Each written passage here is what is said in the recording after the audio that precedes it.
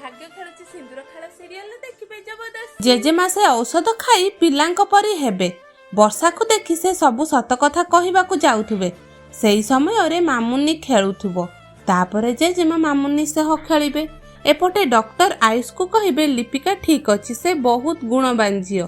आपण बहुत लकी ताकू बाहा हेइचंती। से मोर रोग को भी भल करदेले। एपटे जेजेमा मामुनी सह रूम रे खेलुथिबे। आउ कहिबे आज सबु कथा मु कहिदेबी मो पुओ को, से तते आज घरु बाहर करदब। तापरे प्रतिभा जेजेमा को कबाट बंद करी सेपटे पळेबे। तापर सीनले देखिबे लिपिका आयुष डॉक्टर को देखे आसीबा परे आयुष कहिबे बापा लिपिकांकर किछि भी रोग नाही।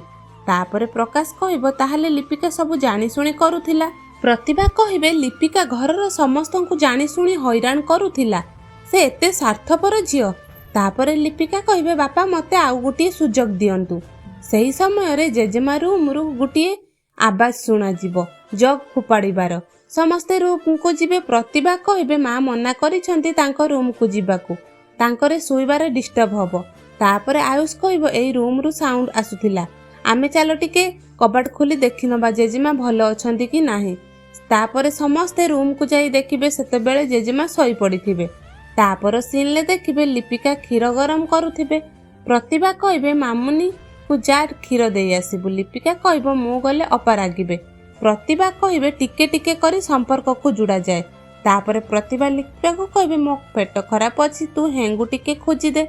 लिपिका हेंगु खोजिबे। एपटे प्रतिभा क्षीर रे विनेगार पकाई छिंडाई देबे, कारण मामुनी छिंडा क्षीर पीले एलर्जी हबो। तापरे प्रकाश लिपिका को घर बाहर करदेबे। प्रतिभा प्लान कौन सक्सेस हबो? लिपिका को कौन घर बाहर करदेबे प्रकाश?